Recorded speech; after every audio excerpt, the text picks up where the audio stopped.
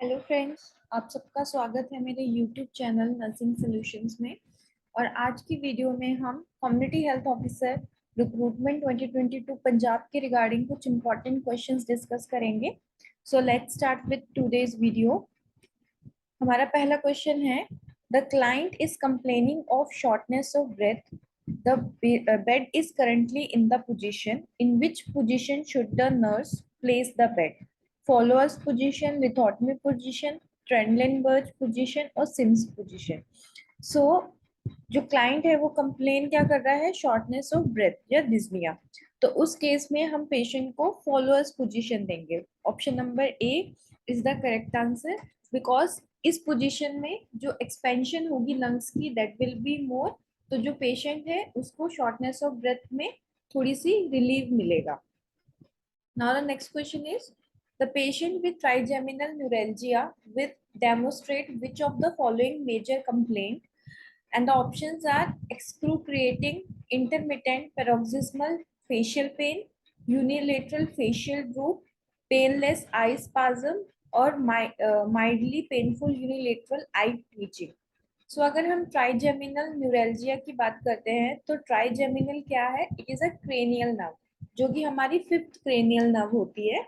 And इसकी three branches होती हैं, one is the ophthalmic branch, one is mandibular branch and one is maxillary branch. और जो trigeminal neuralgia है, तो जब भी पेशेंट एक्सट्रीम टेम्परेचर में जाएगा, लाइक कि अगर पेशेंट ब्रश कर रहा है या कोल्ड वाटर पी लिया, तो उसकी वजह से पेशेंट को सिवियर पेन होगी। एंड वो कैसी होगी?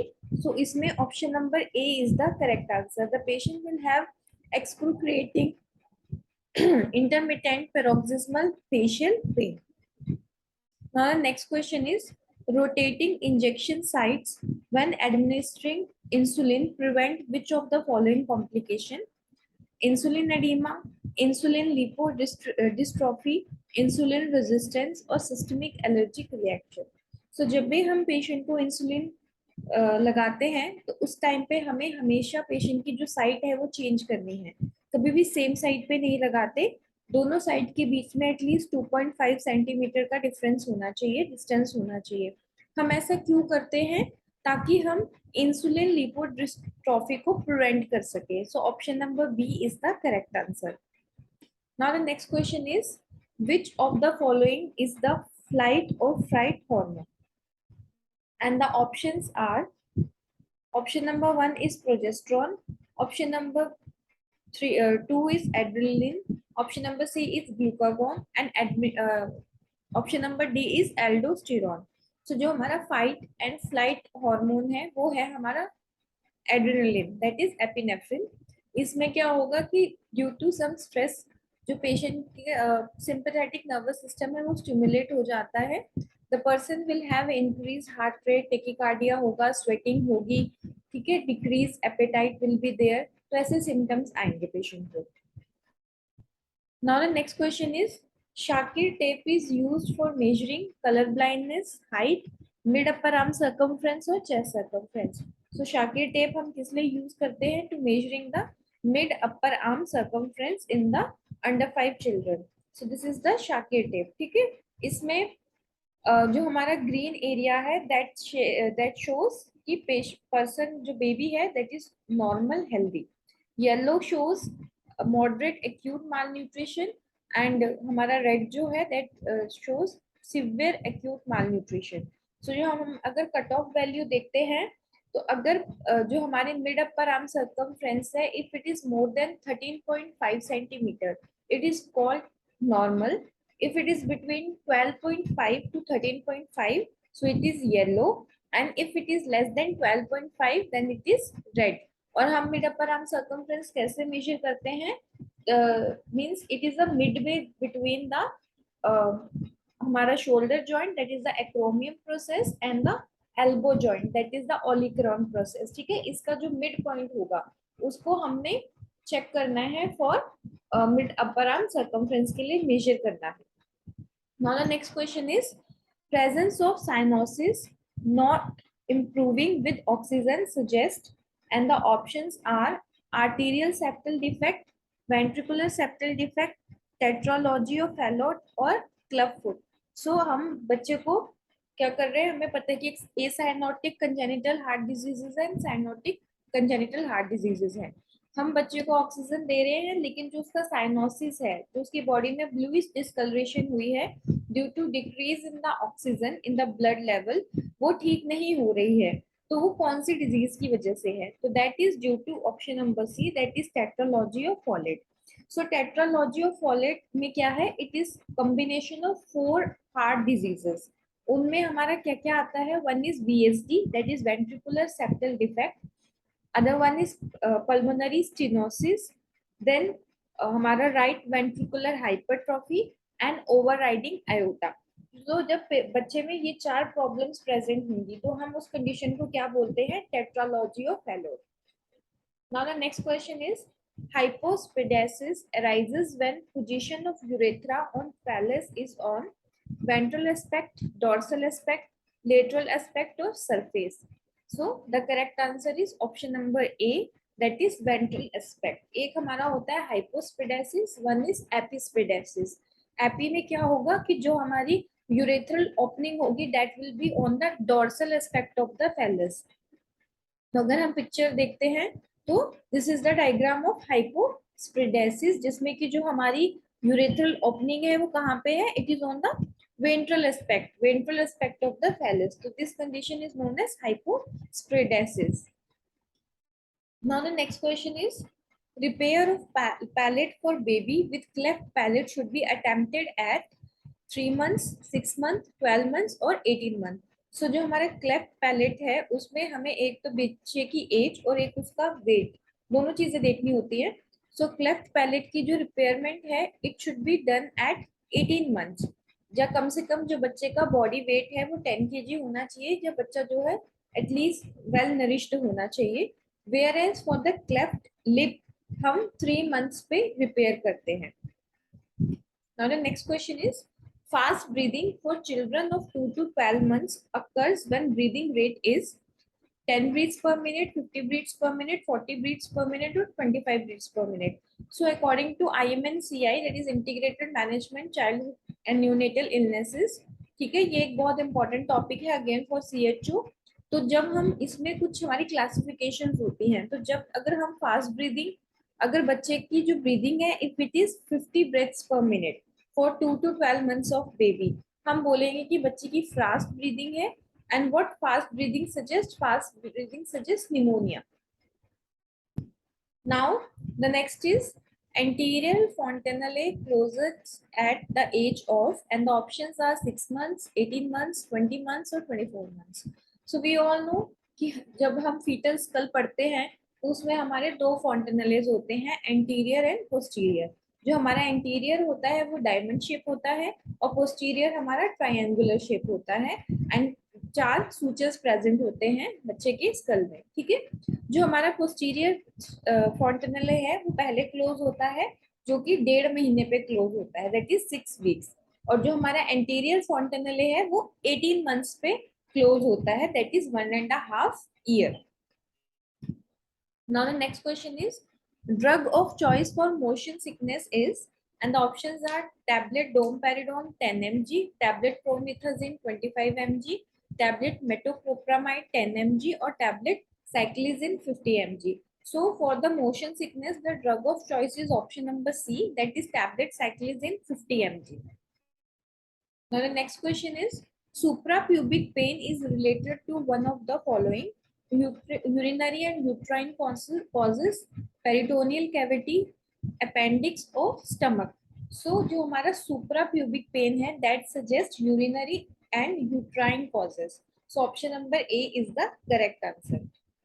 Now the next question is, the route to administer injectable polio vaccine, or we can say injectable inactivated polio vaccine, is intramuscular, intradermal, subcutaneous or intravenous. So the correct answer is option number A, that is intramuscular. जैसे कि हम national immunisation में पढ़ते हैं fractional IPV, अगर तो यहाँ पे फ्रैक्शनल IPV पूछा होता तो हम इंट्राडर्मल बोलते, क्योंकि उसमें जो डोज होती है वो 0.1 ml होती है। लेकिन यहाँ पे इन्होंने इंजेक्टेबल पोलियो वैक्सीन पूछा है, फ्रैक्शनल नहीं पूछा है। तो इंजेक्टेबल पोलियो वैक्सीन या इनएक्टिवेटेड पोलियो वैक्सीन की जो डोज है दैट इज 0.5 ml IM। ये पहले अभी हम नेशनल इम्यूनाइजेशन शेड्यूल में ये 2 बार लगाते हैं, 6 वीक्स पे एंड 14 वीक्स पे। लेकिन पहले क्या था कि हम ये एक टाइम पे लगाते थे 14 वीक्स पे, एंड उस टाइम पे हम 0.5 ml इंट्रामस्कुलर लगाते थे। और अभी भी अगर फ्रैक्शनल IPV बच्चे को एक डोज नहीं मिला है तो हम 14 वीक्स पे बच्चे को IM डोज 0.5 ml लगा सकते हैं। Now the next question is acronym OPQRSTU used for the assessment of, and the options are pain, high grade fever, fainting or level of consciousness. So this is used for assessment of pain. Option number A is the correct answer. तो अगर हम देखते हैं तो इसमें जो हमारा O है, O stands for onset, जिसमें कि हम पूछेंगे when did it begin, for how long does it last, how often does it occur. Then P provoking and palliating reasons, मतलब किन कंडीशंस की वजह से पेन होती है और कौन सी कंडीशंस की वजह से जो पेन है वो एग्रावेट होती है, जो रिलीव होती है. Then Q stands for quality, what does it feel like or can you describe it, मतलब कि कॉल की पेन है या सिंपल नॉर्मल पेन है, किस तरीके की पेन है, प्रिकिंग पेन है. देन उसके बाद रीजन और radiation, where it is and does it spread anywhere. S stands for severity, मतलब on the scale of 0 to 10 हम सिवियरिटी देखेंगे. Then T stands for treatment, what medication and treatment are you currently using, how effective are these, are there any side effect from the medication, and U stands for understand how it impact on you, मतलब कि pen की वजह से जो lifestyle है patient का, जो quality of life है वो कैसे अफेक्ट हो रही है. तो जो हमारा OPQRSTU है ये हम पेन असेसमेंट के लिए यूज करते हैं. Now the next question is, during dehydration, if you offer water to a child and she or he reaches to a cup and spoon, it indicates one of the following signs: drinking poorly, not able to drink, drinking eagerly or drinking too much quantity. मतलब कि अगर कोई बच्चा है वो dehydrated है और आप उसको कप एंड स्पून दे रहे हैं और वो बच्चा एकदम से उस कप एंड स्पून को जो है पानी पीने लगता है जल्दी जल्दी, कुछ पानी वो पी जाता है, कुछ वो गिरा देता है, तो इसको हम बोलते हैं drinking eagerly. So option number C is the correct answer. Now the next question is, for storage of vaccine at primary health center, the temperature of ice line refrigerator should be, and the options are 0 to -20 degree. Option number B is 2 to 8 degree centigrade. Option number C is -15 to -20 degree centigrade. And option number D is 1 to 7 degree centigrade. तो यहाँ पे इन्होंने ice line refrigerator पूछा है जिसमें कि हम सारे हमारे वैक्सीन को स्टोर करते हैं OPV को छोड़ के. तो इसका जो टेम्परेचर है वो हमारा option number B that is 2 to 8 degree centigrade होना चाहिए. और अगर यहाँ पे डीप फ्रीजर्स पूछा होता जिसमें हम आइस पैक्स को बनाते हैं या स्टोर करते हैं, जो OPV को स्टोर करते हैं, तो वहां पे हमारा आंसर -15 to -20 डिग्री सेंटीग्रेड हो जाता. Now the next question is, placenta is said to be retained when it is not expelled within 15 minutes, 45 minutes, 30 minutes or 60 minutes. So retained placenta हम तब कहते हैं when after the delivery of the baby the placenta is not expelled within 30 minutes of time. So option number C is the correct answer. Now the next question is, the first drug of choice for treatment of roundworm is ivermectin, praziquantel, albendazole और ceftriaxone.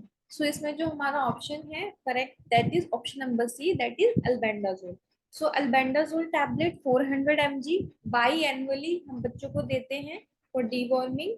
Albendazole tablet हम infants में नहीं देते हैं, जो बच्चे 1 साल से छोटे हैं उनको हमने अल्बेंडाजोल नहीं देनी है, और जो बच्चे 1 से 2 साल के हैं उनको हम हाफ टैबलेट देते हैं दैट इज 200 mg, और जो बच्चे 2 साल से बड़े हैं उनको हम 400 mg फुल डोज देते हैं.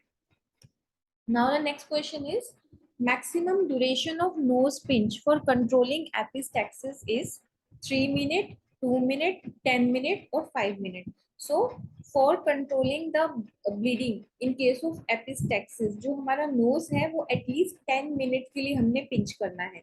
सो option number C is the correct answer.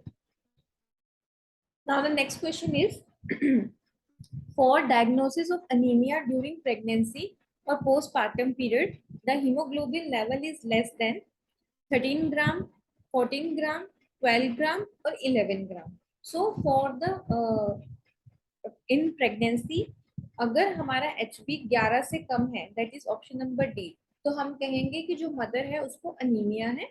और for the adolescent and for the non pregnant female, जो हमारी कट ऑफ वैल्यू है दैट इज 12, अगर 12 से कम है तो अनीमिया है, लेकिन प्रेगनेंसी में हम 11 लेके चलते हैं, 11 से कम है तो वो मदर को अनीमिया है. Now the next question is the number of visit that a health worker should make during postpartum period to a mother include 1, 4, 2 or 3. So total number of postpartum period visit कितने होने चाहिए? It should be option number B that is 4. अगर हम बात करते हैं first visit कब होना चाहिए, it should be on the first day with in 24 hours, but in case of home delivery and delivery at sub centre, क्योंकि हमारे पास सब सेंटर भी दो तरह के होते हैं, one is A one is B, और बी वो सब सेंटर है यहाँ पे डिलीवरीज कंडक्ट की जाती हैं. And in case of primary health center और first referral unit that is community health center, discharge जो मदर को है वो 48 आवर्स के बाद मिलता है, तो इसलिए फर्स्ट विजिट उसमें एप्लीकेबल नहीं होती है. सेकेंड विजिट करनी है on the third day after delivery, third visit करनी है on the seventh day after delivery, and fourth visit करनी है on the 6th week after delivery, because जो 6th वीक तक होता है वो हमारा परप्यूरियम होता है. ठीक है, तो परप्यूरियम हमारा 6 वीक्स का है, 1.5 महीने का है, तो इसलिए हमने एट दैट टाइम मदर का चेक करना है for postpartum visit. Now the next question is following is correct regarding absorption of iron supplementation: taking it along with milk, taking it along with water, taking it along with lemon juice, or taking it after having food. So whenever we are taking iron, we are supposed to educate the mother कि उसने जो iron की tablet लेनी है वो उसने vitamin C rich food के साथ लेनी है.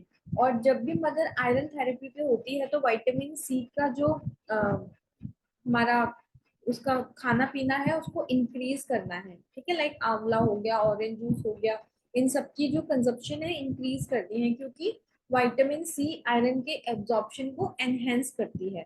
So option number C is the correct answer. Lemon juice या ऑरेंज जूस के साथ ले सकते हैं, मिल्क के साथ कभी नहीं लेना है, क्योंकि मिल्क में कैल्शियम है और कैल्शियम क्या करता है, आयरन की एब्जॉर्प्शन को प्रिवेंट करता है, इसीलिए कभी भी आयरन और कैल्शियम की टैबलेट एक साथ नहीं लेनी है. Now the next question is secondary dysmenorrhea is caused by all except, and the options are endometriosis, uterine fibroid, uterine malposition or early age at menarche. So dysmenorrhea is the pain during menstrual period. So there are two types, one is primary and one is secondary. Primary के पीछे कोई भी हमारा medical condition नहीं होती है. It can be due to hereditary, smoking, alcohol, insufficient diet हो गई, या अर्ली एज एट मिनार्के. लेकिन सेकेंडरी डिस्मेनोरिया हमारा due to some medical cause होता है.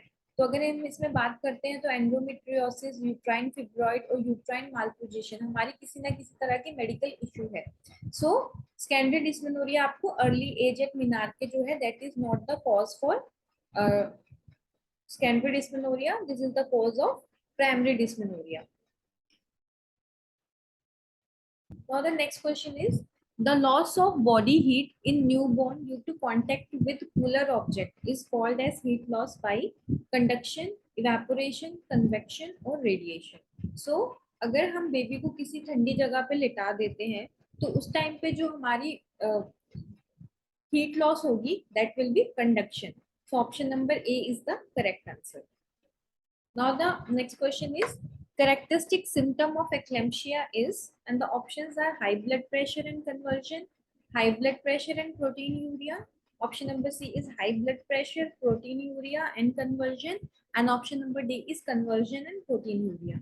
So eclampsia हमारा क्या है कि it is the presence of convulsions along with high blood pressure and proteinuria. So option number C is the correct answer. Now the next question is sign of good attachment while breastfeeding include all except, and the options are mouth wide open, lower lip turned outward, chin touching breast और lower lip is turned inward. So जो हमारा latching होता है, latching को check करने का हमारा क्या है कि जो बच्चा होगा उसका जो माउथ होगा वो वाइड ओपन होगा, लोअर लिप्स जो होंगे वो टर्न आउटवर्ड होगा, मैक्सिमम पार्ट ऑफ द एल्वेओला होगा वो बेबी के माउथ में होगा, एंड जो चिन होगी वो मदर की ब्रेस्ट को टच करेगी. तो जो हमारा lower lip is turn inward is the correct incorrect thing for latching. So option number D is the correct answer. Now the next question is in severe dehydration which shows one of the following sign and symptoms, and the options are lethargic and skin pinch goes very slowly, blink eagerly, restlessness and irritability, skin pinch goes back slowly. So in severe dehydration जो बच्चा होगा उसमें option number ए होगा that the child will be lethargic, और अगर आप उनकी skin pinch करोगे तो वो बहुत ही धीरे से वापस जाएगी. सो अगर हम बात करते हैं हमारे पास नो डिहाइड्रेशन, सम डिहाइड्रेशन और सिवियर डिहाइड्रेशन होता है. सिवियर डिहाइड्रेशन में हमें लेथार्जिक और अनकॉन्शियस होगा बेबी, श्रंकन आइज होंगी, स्किन पिंच गोस वेरी स्लोली. इसके अलावा जो होगा टंग कोटेड होगा, और जो हमारे बच्चे का फॉन्टनलिज होंगे वो बहुत ज्यादा डिप्रेस्ड होंगे, एंड एब्सेंस ऑफ टीयर, और जो हमारा बच्चा होगा वो यूरिन भी कम करेगा, यूरिन आउटपुट जो होगा वो भी कम होगा. सम डिहाइड्रेशन में क्या है, the child will have restless और irritability, shrunken eyes will be there and skin pinch gets back slowly, and इसमें जो बच्चा होगा वो पानी eagerly पिएगा क्योंकि उसको बहुत ज्यादा प्यास लगी होगी ड्यू टू डिहाइड्रेशन. तो अगर कभी क्वेश्चन आता है कि जो अगर बच्चा बहुत ईगरली पानी पी रहा है तो वो किस तरीके का डिहाइड्रेशन है, तो that is some dehydration. And अगर जो हमारा डायरिया है it is more than 14 days it is known as severe persistent diarrhoea, and if blood is present in the stool it is known as severe dysentery. Now the next question is first booster dose of DPT is given at the age of 12 to 14 months, 3 years to 4 years, 16 to 24 months, 5 years to 6 years. So the correct answer is option number C, that is 16 to 24 months पे हम DPT booster first dose देते हैं और second booster हम देते हैं at 5 years. Dose will be 0.5 ml and route will be intramuscular. Now the next question is fresh bleeding from anal passage may occur due to one of the following, and that is worm infestation, inflammatory bowel disease, piles or constipation. So अगर fresh bleeding है from the anal passage, so that is due to piles which is also known as hemorrhoids. So option number C is the correct answer. Now the next question is minimum age to get a cochlear implant is 6 months, 12 months, 15 month और 18 month. So minimum age है जब हम cochlear implant कर सकते हैं in the mastoid bone और mastoid process उन बच्चों में जिनमें congenital deafness है. So that is 6 months. Option number A is the correct answer. Now the next question is hearing test to be done in a child younger than 5 years of age is बेरा, then टेस्पल, whisper test और रिनीस test. तो इनमें से कौन सा test है जो हम हियरिंग के लिए करते हैं in the under 5 children? So the correct answer is option number A, that is BERA. तो अगर हम फुल फॉर्म देखते हैं तो it is brain stem evoked response audiometry. तो it is a type of audiometry. और जो अगर हमारा टेस्पल है that is transnasal endoscopic sphenopalatine artery ligation, जो कि हम एपिस्टेक्सिस में करते हैं. Now the next question is in which patient intramuscular route must not be used? Fever, infection, bleeding disorder और एनीमिया. सो इसका जो करेक्ट आंसर है वो है option number C, bleeding disorder. अगर आपके पास कोई भी पेशेंट आता है, उसको हीमोफीलिया है या किसी भी तरह का ब्लीडिंग डिसऑर्डर है या उसको थ्रोम्बोसाइटोपिनिया है, तो उस केस में हम पेशेंट को इंट्रामस्कुलर इंजेक्शन नहीं लगाते हैं. Now the next question is a patient on gentamicin should be checked for ototoxicity and nephrotoxicity, blood dyscrasias, liver function test और विजुअल इम्पेयरमेंट। सो हमारे पास अगर पेशेंट आता है जेंटामाइसिन जिसकी चल रही है, तो जेंटामाइसिन किस क्लासिफिकेशन का पार्ट है? It is a antibiotic that belongs to aminoglycosides. So जो हमारी अमाइनोग्लाइकोसाइडेज है उसके तीन मेजर साइड इफेक्ट्स हैं, जो है हमारा ऑटोटॉक्सिसिटी, नेफ्रोटॉक्सिसिटी एंड न्यूरोटॉक्सिसिटी। तो जब भी हमारे पास पेशेंट आता है तो टाइम टू टाइम हमने ऑप्शन नंबर 8 करना है, पेशेंट की हियरिंग चेक करनी है, उसके हमने किडनी फंक्शन टेस्ट, बर्न हो गया, क्रेटनिन हो गया, ये सारे टेस्ट करने हैं। तो option number A is the correct answer. Now the next question is, drug used for prophylaxis and treatment of infections in burn is ivermectin, benzyl benzoate, silver sulfadiazine or ciprofloxacin. So to prevent the infection in the burn patient, क्योंकि burn patient में जो main complication आती है वो आती है infection. So उसमें हम patient को silver sulfadiazine लगाते हैं for the prevention and treatment of burn, infection due to burn. Now the next question is, which oral hypoglycemic agent leads to lactic acidosis? And the options are glimepiride, glipizide, metformin और rapaglynide. So इसमें जो correct answer है that is option number C, that is metformin. अगर metformin लंबे time तक patient की body में रहेगी, एक्सक्रीट आउट नहीं होगी, तो उस केस में जो पेशेंट है उसको लैक्टिक एसिडोसिस हो सकता है। Now the next question is, one 500 mg tablet of calcium contain how much vitamin D3? And the options are 150 mg, 250 mg, 150 international unit और 250 international unit. So जब भी हम कैल्शियम की टैबलेट मदर को देते हैं, साथ में उसमें विटामिन D3 भी होता है। तो उस जो हर 500 mg टैबलेट के पीछे 250 इंटरनेशनल यूनिट जो है वो विटामिन 3 प्रेजेंट होता है। Now the next question is, if a woman is anemic, she needs IFA tablet for how many days? So अगर मदर है वो anemic है, मतलब if the mother's HB is less than 11 gram per deciliter, so how much for how many days the mother should take iron folic acid tablet? So यहाँ पे हमारा जो correct answer होगा that is option number D, 200 days. ठीक है, हम जब भी प्रेगनेंसी में आयरन फॉलिक एसिड टैबलेट लेते हैं तो हमारे दो तरीके होते हैं, दो डोजेस होती हैं। One is prophylactic dose and one is therapeutic dose. Prophylactic dose हम सभी मदर्स को देते हैं इररिस्पेक्टिव ऑफ हर एचबी। अगर मदर का एचबी 11 से ज्यादा है तो तब हम प्रोफिलेक्टिक डोज देते हैं, जिसमें कि मदर को 180 डेज के लिए आयरन फॉलिक एसिड टैबलेट खानी है, दिन में एक बार खानी है। ठीक है, लेकिन अगर मदर अनीमिक है, अगर मदर का एच बी लेस देन 11 है, तो उस टाइम पे मदर को 200 डेज खानी है, जिसको हम थेराप्यूटिक डोज बोलते हैं, और एक दिन में 2 टैबलेट्स खानी है। Now the next question is, which condition indicate toxemia in pregnancy? And the options are presence of sugar in urine and increased BP, presence of albumin in urine and increased BP, presence of pus in urine, fever and hypotension, presence of albumin and pus in urine and increased blood pressure. सो अगर हम toxaemia in pregnancy की बात करते हैं तो उसका option जो answer right है that is presence of albumin in urine and increase blood pressure. क्योंकि जो हमारा प्री एक्लेम्पशिया है और जो प्रेगनेंसी इंड्यूस्ड हाइपरटेंशन, उसको हम टॉक्सीमिया इन प्रेगनेंसी बोलते हैं। सो प्रेगनेंसी इंड्यूस्ड हाइपरटेंशन में हमें एल्बुमिन मिलेगा in the urine and the patient will be present with increase blood pressure. Now the next question is, when the second test for GDM, that is gestational diabetes mellitus, is done, and the options are 14 to 18 weeks, 20 to 24 weeks, 24 to 28 weeks and 26 to 30 weeks.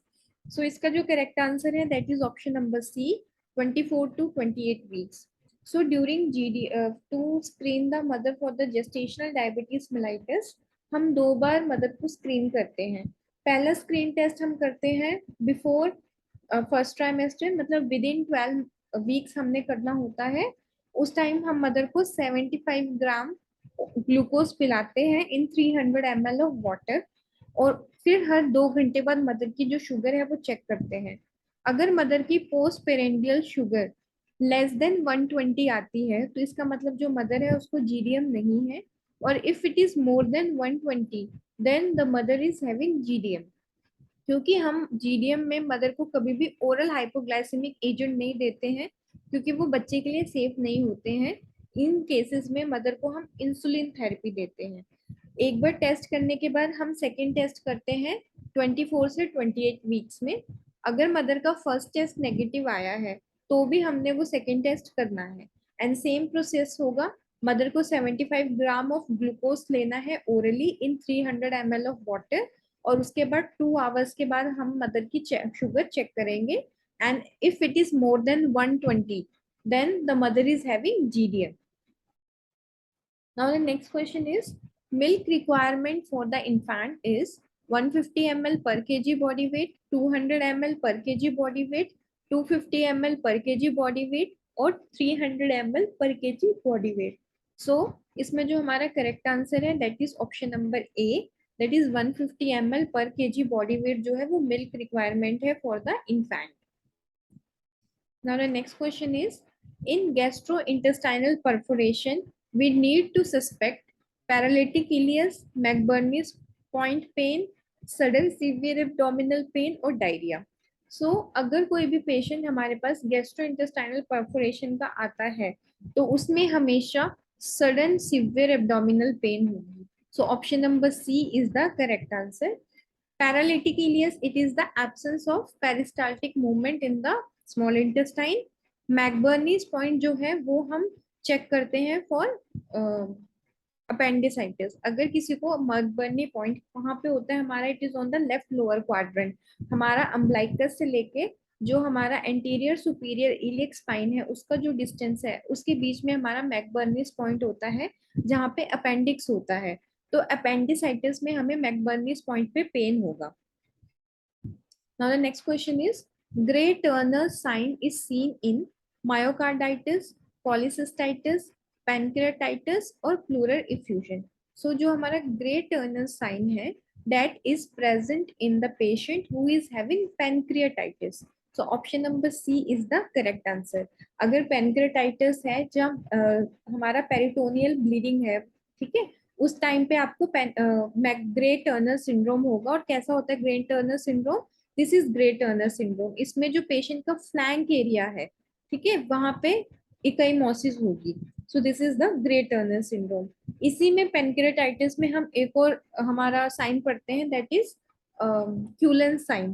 क्यूलन sign भी again हमारा peritoneal bleeding हो गया या फिर हमारा pancreatitis का important sign होता है जिसमें कि जो पेशेंट की अम्बलाइकस है वहां पे उसके around periumbilical ecchymosis will be there. मैंने ऑलरेडी इन साइंस के ऊपर 2 वीडियोस बनाई हुई है जो कि मेरे वीडियो सेक्शन में है. इसमें हमारे जितने भी हमारे साइंस हैं लाइक पॉलीसिस्टाइटिस में हम मर्फी साइन देखते हैं, हमारे अपेंडिसाइटिस में रोसविन साइन है, मैकबर्नी साइन है, बहुत सारे साइंस होते हैं हमारे. पेनक्रेटाइटिस में लाइक ग्रे टर्नल हो गया हमारा, मेनिंजाइटिस में हमारा कर्निक्स एंड ब्रुजेंस्की साइन हो गया, मैक1 सनसेट साइन हो गया हमारा. तो ये सारे साइंस जो है मैंने उन वीडियोस में डिस्कस किए हैं. तो आज की वीडियो में हमने इतने क्वेश्चंस डिस्कस किए हैं, और अगर आपको मेरी आज की वीडियो अच्छी लगी है तो आप मेरी वीडियो को लाइक, कमेंट एंड सब्सक्राइब करें मेरे चैनल को. एंड नर्सिंग रिलेटेड अपडेट्स और एमसीक्यू के लिए मेरे चैनल को अपडेट करें एंड बेल आइकन दबाएं. Thank you.